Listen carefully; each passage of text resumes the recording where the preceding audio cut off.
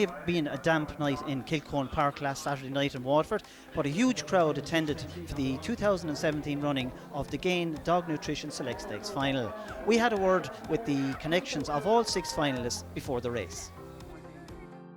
Oh, we're lucky enough to get 2 in there, but final's a final. It's all about getting around the bend in front. You know, you're halfway home, so hopefully we're lucky. They're both nice dogs. The 6 dog is an early pace dog that don't quite stay.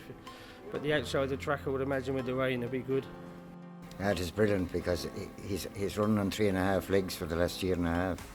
Well, if he is, he's doing very well. Of course, he's a past winner of the Tipperary Cup in Thurles, but he's really blossomed through this stake down here, hasn't he, in the last 2 weeks? Considering his age now, he's doing very well. He can't be galloped between races because he has wrist problems since last year's Derby, actually. John, it's great to be in your second major final here in Kilcone Park this year. Yeah, absolutely. It's fantastic to be here for a big race like this. And she loves the track here. And she's ideally drawn tonight in Trap 3. So we're hoping for another big run again. But he seems impenetrable, you know. He's just one of those dogs. He's just bounced around it and it was right, left and centre. But he seems in great form. It hasn't knocked an edge off him. I think he's been running the track quite well. I mean, the track mightn't suit him particularly well, but he's probably a 550 Shelburne dog. But if he was drawn on the rail, you'd assume he has to clear the 2 inside him. Simple as that, because he'd probably do 28, 30 here flat to the mat, but he'd have to get a run, you know.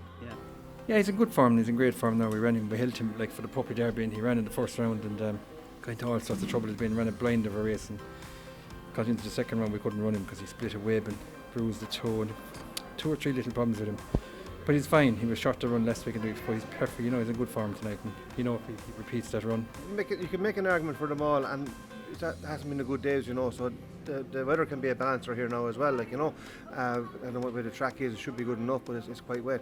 Yeah, you can make an argument. Like, it looks like 1 and 2 race together, and other lads have to clear them. Whatever. 6 dog will fly away. He's the pinger in the pack. He should fly away, but he needs to get to steal a march now. Crohan Ronnie reaped him in very fast last week, you know. And we've been talking there to Peter, and that he's his own dog. Right, while he's a 550 dog, conditions just might suit a stronger dog tonight. Like, but if you get around the bend clean, anything could happen. The 6 greyhounds came on parade for the 2017 Gain Dog Nutrition Select Stakes final. They were preceded by the retired greyhound Rosie, owned by Paul Quilty from Waterford. Running from Trap 1 we have Black Farn. This one is owned by the Lionheart Syndicate and trained in County Tipperary by Graham Holland. In Trap 2 we have Crohan Ronnie, running for Thomas Simpson from Thurles and trained in County Waterford by Declan Byrne. In Trap 3 we have Kingsmill Manuka. This one is owned and trained by John Roach from Barntown in County Wexford.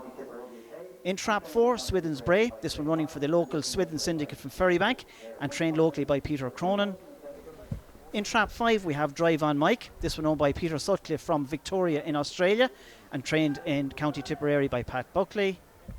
And last but not least, in Trap 6 we have Lug Hill Robbie. This one owned by Lawrence O'Rourke and trained by Graham Holland. So there's your 6 runners there for the final of the 2017 Gain Dog Nutrition Select Stakes. Air motion.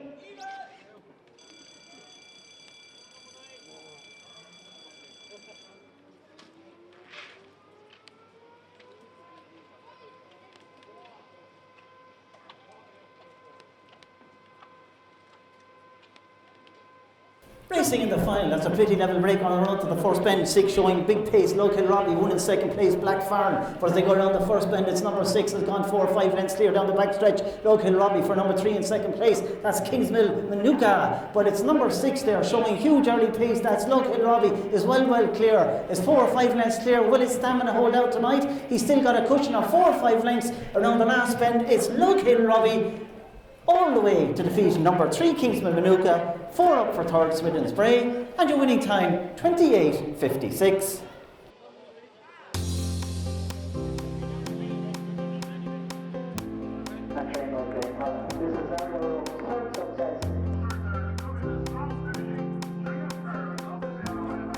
With the conditions tonight, the outside of the track was probably a little bit better, and he was out there outside on the jelly, and he had the early pace.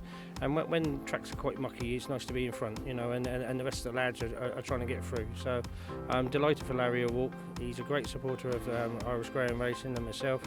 So very pleased for him. It's the second year he's won it.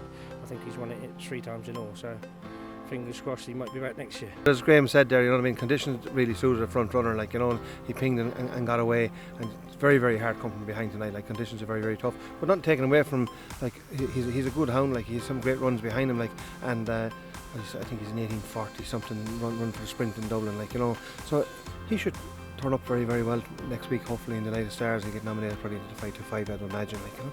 We're very appreciative of Gain's sponsorship of this event, and hopefully it'll continue for years to come. Oh yeah, well hopefully, like, we're delighted to be part of putting on, as I said, festival racing, calibre racing, like, you know, and it's in our hinterland, so it's very, very important that we give something back, and hopefully people think of us for that as well.